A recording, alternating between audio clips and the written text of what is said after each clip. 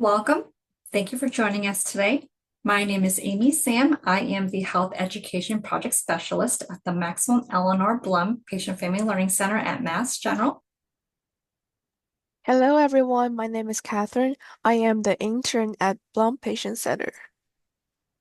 Before we get started, I just want to go a few items with you all.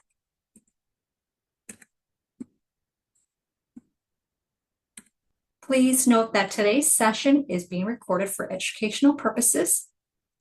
If you're interested in viewing the recording, it'll be made available on the Blum Center website at massgeneral.org/Blum-Center. Please note that you are in listen-only mode. Everyone has been muted, so we can hear our guest speaker today. If you have any questions for our guest speaker, you may use the chat feature, which is located at the bottom of your screen. We'll have time for them in the end. Only Blum Center staff and our guest speaker will see your questions. Please do not share any personal medical information or questions in the chat. If you have a personal medical question, please ask your doctor.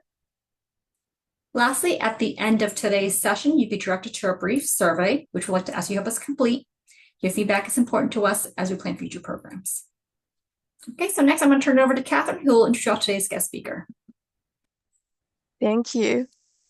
Dr. Lindenberger is a geriatrician, palliative medicine physician, and associate physician at Mass General Hospital. She is also the medical director of the MGH Continuum Project within the Division of Palliative Care and Geriatric Medicine. Over the past 20 years, Dr. Lindenberger has worked to improve the care of older adults and those with serious illness through educational innovation and program development. In her role as medical director of the MGH Continuum Project, she oversees a comprehensive program training and supporting clinicians caring for patients and families facing serious illness. In recognition of National Hospice and Palliative Care Month, she joined us today to give a talk on palliative care and hospice. Please join us in welcoming Dr. Lindenberger.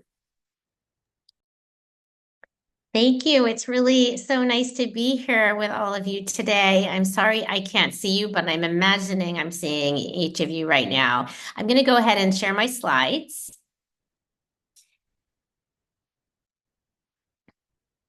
So today we're going to be talking about palliative care and hospice. Our goals are to review the many ways that palliative care can support patients at any age and at any stage of illness, and discuss the role of hospice care and how it's different from palliative care in supporting patients and their families at the end of life.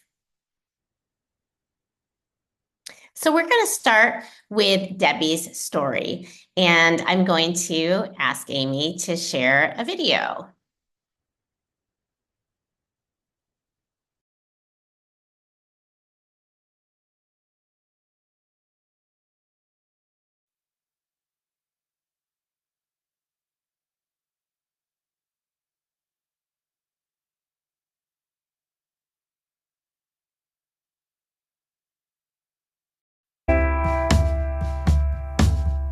Neuropathy it's a type of nerve damage. It affected my feet, my hands, and that's how I make my money. So I've been out of work for more than a year and a half.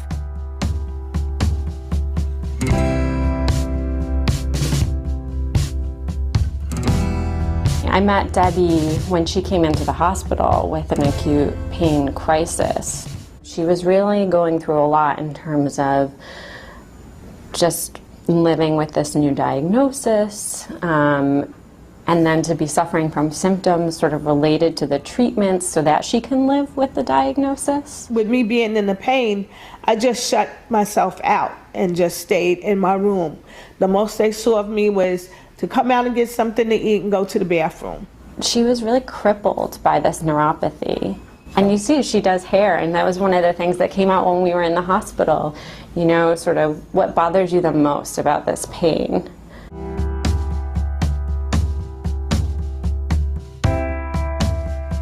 They talk to one another, and they come and they talk to me with each other. Not, they're talking just in a conference among themselves, but they include me in that conference that they're having with one another in terms of the medication I'm on, how's the medication treating me, how I'm sleeping, how is my quality of life.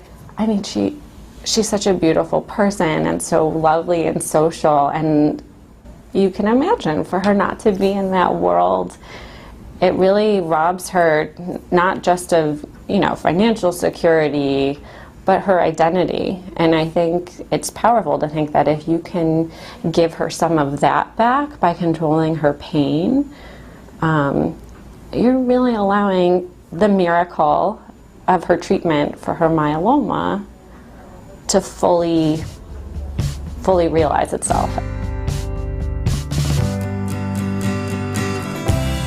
I would not be back sitting in this chair right now if it wasn't for the program. I would be lost without them right now, lost. She's a perfect example of how palliative care can help. I feel I'm in the driver's seat because they're really concerned with how I'm feeling.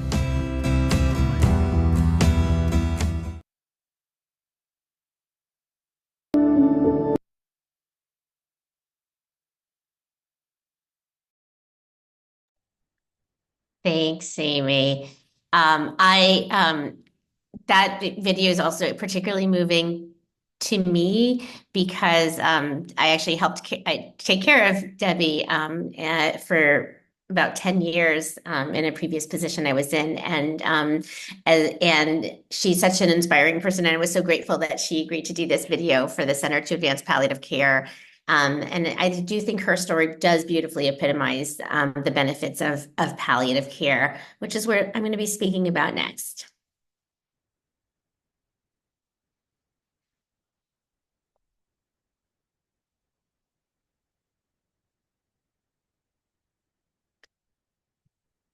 So what is palliative care? Well, it's a specialized medical care for people living with a serious illness.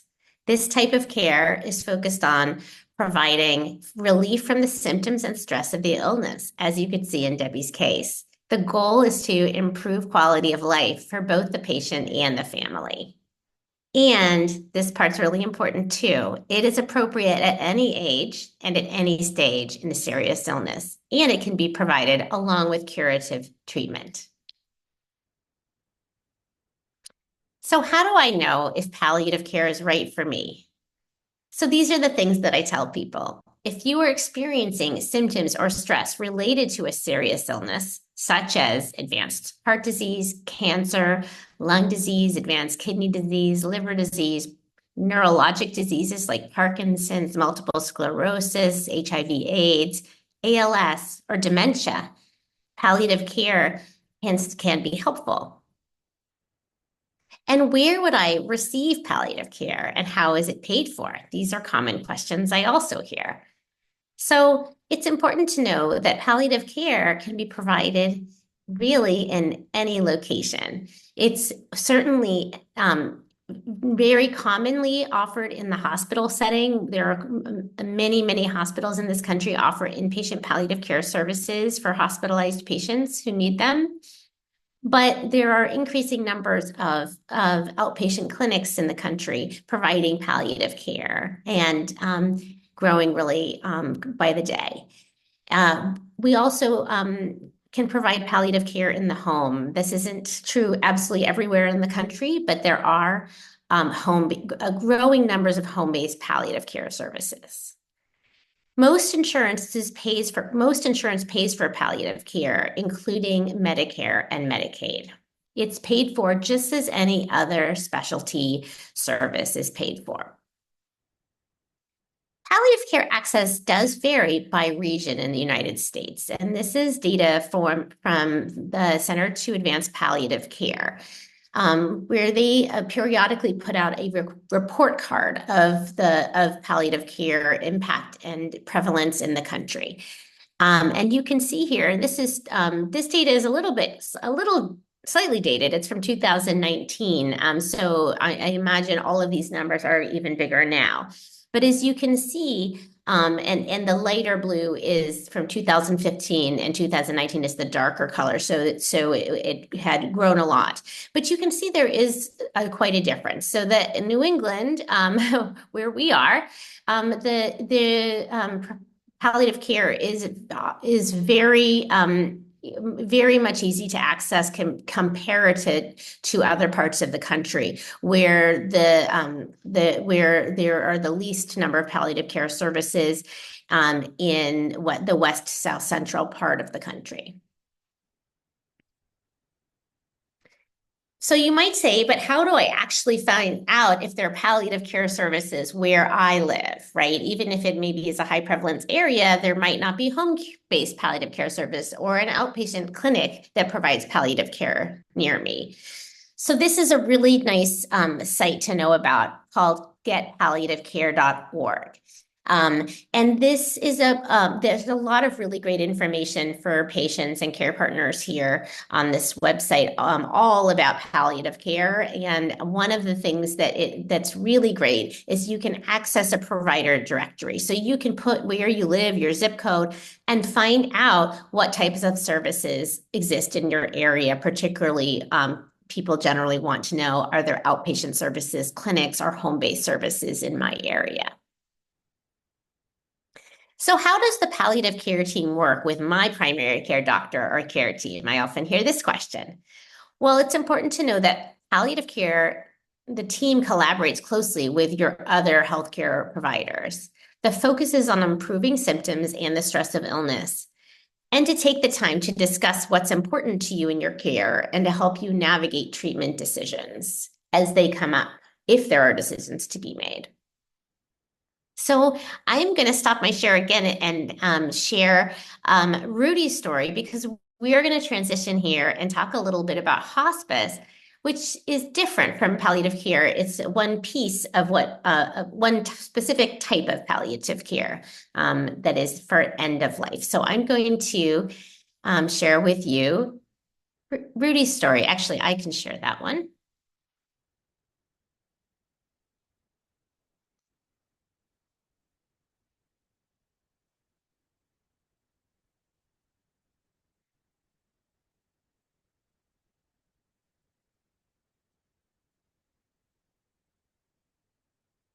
But I definitely couldn't do as good without hospice here.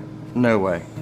Hospice is very much a holistic care model in many ways. It really is a multidisciplinary approach on so many levels. It is very patient and family specific. Patients have to learn to trust you and to know that you're going to be there when they need you. A lot of it is also listening to people. You have to be a good listener. You have to just be sensitive to everything about their personality. My name is Rudy Jones. I was born in 1927. I served World War II. I was in the middle of the Pacific Ocean when it dropped the atomic bomb on Japan. Pat and I had been married 50 years, going on 51. There was at one time I was afraid to die. I felt so bad. That's before I got hospice. Oh, they make a big difference. His care is so much better. He feels better all the time. So, I mean, that's what hospice is doing for him. He looks forward to their visits. He's happier. Brian with the music, I mean, to watch my father tap his feet and sing along, it's wonderful. Put your sweet lips a little closer to the phone. Let's pretend we're together all alone. I'll tell the man to turn the jukebox way down low, and you can tell your friend there with you, he'll have to go. Yeah. Now you're getting too spoiled today. You're just, oh, look at here. How are you? I'm here. This job is so much about caring, because I care about what I do and how I make my clients feel. Mr. Rudy, I make him feel comfortable I always ask the question, are you comfortable? Our main goal is to treat the whole person. By understanding the ways that music works in creating things like tension and release, if somebody is breathing very heavily and very quickly, we can start with quick music and we gradually work down to something slower, something softer, and by the end of it, oftentimes people are asleep. Well, as a nurse, I focus on the pain and symptom management. We have a medical director that I'm in contact with, and we can make changes with their medications or any plans of treatment to help them stay as comfortable as they can. Anytime I need them for anything, call them 24 hours a day. And that's another thing that makes me feel a whole lot better. And I'm in a blink of an eye, they're out here. Well, I think they've helped Rudy to live longer. The best thing that hospice can help us teach everyone is how to die. And when they are teaching us how to die, they really are teaching us how to live. I mean a lot to this family. They mean a lot to me also. The people from hospice feels like family. I mean, I want them the best, and hospice is the way to go for us. To me, it makes life still worth living. It makes me feel it. My joy, my purpose. My calling, my privilege. My joy, my passion. My team, my mission. My comfort, my support. My care and my choice.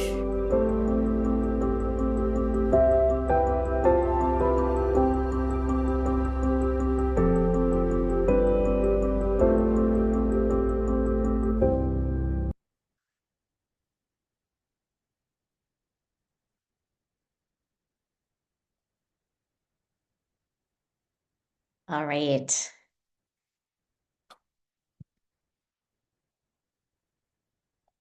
So let's talk a little bit about hospice and how it differs from palliative care. As you can see there, hospice is a team of people from multiple disciplines, multiple clinicians who come to wherever a person lives. And in Rudy's case, it was his home he'd no doubt had been living in for a long time. And the unit of care is not only the patient, but also the family. So let's start by doing a little contrasting. So we spoke first about palliative care. That was Debbie's story. Palliative care, the eligibility is not based on prognosis, right? I've had patients come to me for palliative care who are cured of their illness, or patients like Debbie who have a life-limiting illness or a life-threatening illness that also causes a lot of symptoms and stressors in their life, but they're still living after many years. And there's some uncertainty about prognosis because there are new therapies always out there. So prognosis is not relevant in terms of criteria for being able to get palliative care. But in hospice care, which is essentially the way it works in this country, is defined by the criteria set out by the Medicare hospice benefit. And a person has to have a prognosis of 6 months or less to be able to be eligible for hospice care services. There's nothing particularly special about 6 months, but this is just the set of rules that Congress set many years ago. It doesn't mean that, we're not so good at predicting exactly how long a person might have to live. But I generally think, if I wouldn't be surprised if the person might die within 6 months, then that's good enough, right? So another difference, palliative care is for any stage of disease, whereas hospice, again, is really for the end stage of disease when the prognosis is a matter of months. For palliative care, a patient can continue to receive life-prolonging or curative therapies. It is just an extra layer of support and another specialty service that's involved in a person's care. For hospice, a patient no longer can be receiving curative treatment. I will say that that's not true for the pediatric hospice benefit. That does allow for children are able to have what's called concurrent care hospice, so that they can receive hospice services and be receiving potentially curative or life-prolonging therapies, which is a great development. And lastly, access is variable geographically. For palliative care, we could see that in that graphic that I showed you earlier. Whereas hospice is widely available at home. There's pretty much anywhere in this country, rural or urban or suburban, there will be a hospice agency that can provide care. And again, it's a separate Medicare benefit, the hospice Medicare benefit. So hospice eligibility under Medicare, and this is also essentially the same set of eligibility criteria for Medicaid and generally for most private insurance, requires that 2 physicians certify that the patient is terminally ill, less than 6 months, that the patient accepts care focused on comfort rather than with intent to cure, that's what the patient is wanting in their care. And that the patient or the surrogate signs a statement electing the Medicare hospice benefit. And if this is a person who has regular Medicare, that means that the person signs off of their regular Medicare benefit and instead takes the Medicare hospice benefit, which is a separate insurance through Medicare. So what services do patients receive when they have hospice care? So I think that video really showed a lot of those pieces. So I mentioned before, one thing that's rather unique about hospice care in a beautiful way is that the unit of care, which is the center of this picture here, is the patient and the family. And I use family loosely, whoever it might not be biologic family, but whoever the people are who are important care partners for that person are the unit of care. And the care is provided in the home. The home might not be an independent private home. Perhaps it is the person lives in a nursing home or assisted living. That's okay. Wherever the person lives, that's where the service comes to. The primary point of contact in hospice is the nurse. And you could see that there was a nurse very involved in Rudy's care. And usually it's a once a week or more often as needed registered nurse visit. There also are sometimes therapists. It is not common to have a music therapist in a hospice care, but that is an incredible agency that has one. There are hospice aides, home health aides. Hospice doesn't provide 24/7 care at home, but they do provide some up to maybe a few hours a week of home health aid support that's free of charge under the Medicare hospice benefit. And that can be really life-changing, even though it's not that many hours necessarily. It could be enough just to give a person a bath 3 times a week, so that the family has that taken off their plate. Spiritual and bereavement counselors, chaplaincy is a part of the team as well. There are also our social workers on the team, sometimes counselors, and there's always a physician medical director. So that is the care team. The other thing to mention is that hospice provides 24/7 support on call. And this is a huge added benefit because sometimes my patients will tell me who are at the very late stages of disease and nearing end of life, they will say, I've been in and out of the hospital so many times and I'm tired of it. I want to die at home when my time comes. I don't want to go back to the hospital. And when I hear that, I usually recommend hospice services because it's really important that people have somebody to call when there's an urgent situation. So it might be 3 a.m. and say a person doesn't want to go back to the hospital because that's not within what's important to them and their goals. They still have to have somebody to call because a crisis is a crisis and you need attention if something's going on. And say the person gets short of breath or has some kind of urgent symptom.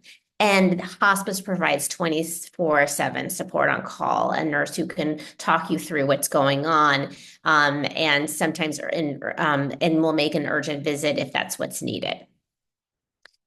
They provide medications that are related to the hospice diagnosis, and they deliver medications right to the home. They also deliver equipment right to the home. So I had a patient the other day whose wife said to me, "Oh my gosh, we were in a hospice for 2 days and we just really needed a hospital bed and a raised toilet seat, and that we got it the next day, delivered to our house."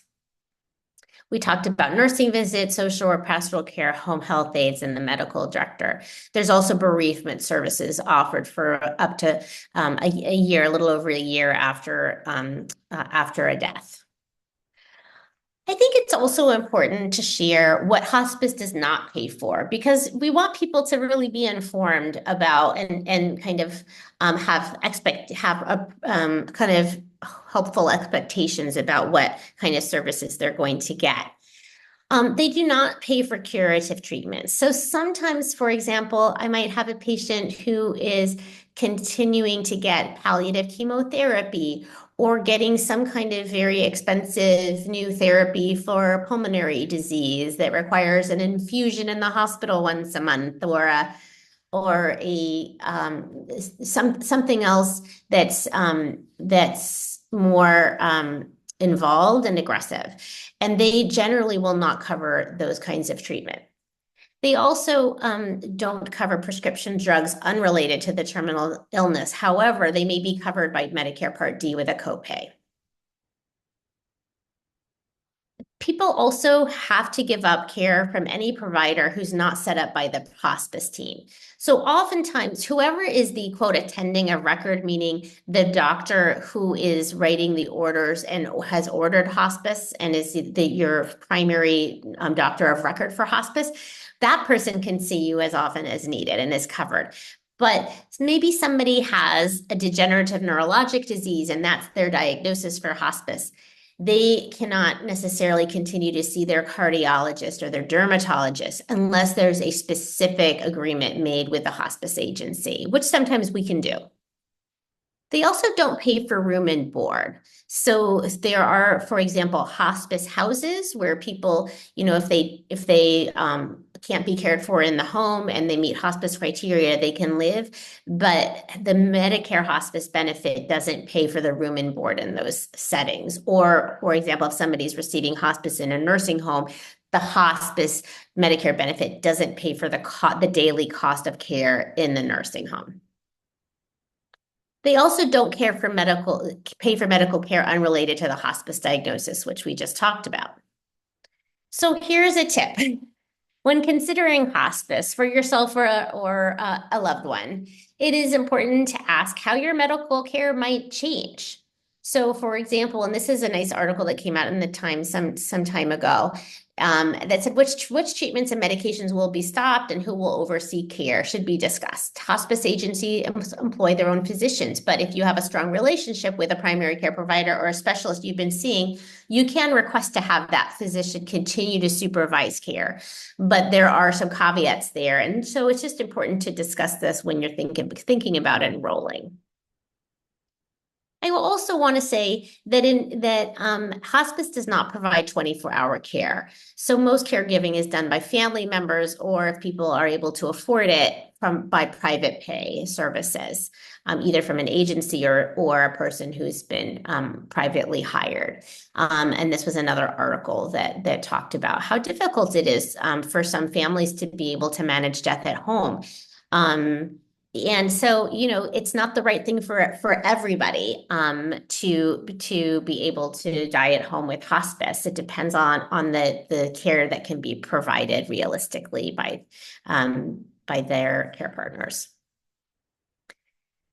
The other thing I want to mention is that sometimes patients end up being discharged from hospice. And I just want to share kind of what this means. Why do patients sometimes get discharged from hospice? So 6% of hospice discharges are called live discharges, and that's due to a change in prognosis. And that's because there's a recertification process. And if a patient is actually improving or stable for a long period of time, sometimes people get better because they get such great attention.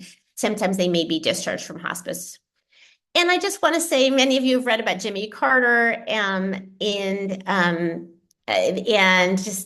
how he's been in hospice for, I think, over a year and a half now, at least a year and a half. that prognosticating isn't easy, right? And some patients will be able to continue to stay in hospice because as long, past the 6 months, because as long as they can keep being certified, because they still, if the hospice agency can justify that the patient is continuing to decline and still has hospice support needs, that can be justified and they can be continued under hospice care and recertified. So, in summary, palliative care offers support for patients of any age and at any stage of serious illness. Hospice provides comprehensive team care in a person's home for patients who are at the end of life. And I want to share with you some helpful resources. We spoke about palliativecare.org, which is a way to learn more about palliative care. There's a lot of nice resources in there. And that's getpalliativecare.org. And they also have a directory of providers so that you can find out what palliative care services are available in your area. There's NHPCO, which is the National Hospice and Palliative Care Organization, that has very, very nice resources for patients and families about hospice care. And lastly, just a plug for Prepare for Your Care, which is a really nice website that can walk people who are living with serious illness, people who are healthy and just want to prepare for the future, to walk them through the process of thinking about having a healthcare proxy, sharing kind of what their wishes would be if things changed in their health. And it's just a really nice set of tools. And we also offer at NGH, we offer quarterly Prepare for Your Care workshops for people who are patients with us. So I'm going to stop sharing here. And I deliberately made this a short talk so that I can hear your questions and answer what matters to you. Thank you, Dr. Lindenberger. We're now at the end of the session. If you have any questions for Dr. Lindenberger, feel free to enter them in the chat. We have a question regarding hospice. Is hospice for MGH patients staffed by MGH or MGB employees, or is it an outside agency based on where you live or some other criteria? That's a really great question. The answer is that hospice is provided by outside agencies. MGH and MGB don't have their own hospice agency. So we we basically refer to outside community agencies. And, especially, in the Boston area, there are many, the closer you are into Boston, usually the more agencies are available to choose from. Sometimes farther out in more rural areas, there might be just kind of one primary agency that provides service. Thank you. We have another question regarding hospice. How long does it take for patients to get hospice, and how quickly can someone start hospice care? So it sounds like the question is, once a referral is made and a decision is made for hospice, how quickly will hospice come in? The answer is a good one, which is, generally speaking, hospice agencies, they respond very quickly. So for most of my patients, I have been able to get them in within a couple of days. Of course, the things that slow that down are if the referral is made on Friday at 5 p.m. Or the day before, the night before Thanksgiving. Those are kinds of things that can slow it down, but usually not by a lot. And so that is, that is not a rate limiting factor. The other thing I will say is, if people are sometimes I'll have patients who are a little bit on the fence about whether and when to start hospice. They do meet criteria, but they're not sure if now is the right time quite yet. It kind of meets their goals, but they're just not quite sure that they're ready for whatever reason and that they want that service quite yet. Really common. Sometimes I'll just say, how about meet with the agency? and just do an informational visit. And one benefit of that too is you learn about what it will look like. You can ask all your questions, and then they have you in their system. So it might be even quicker when you get referred. Thank you.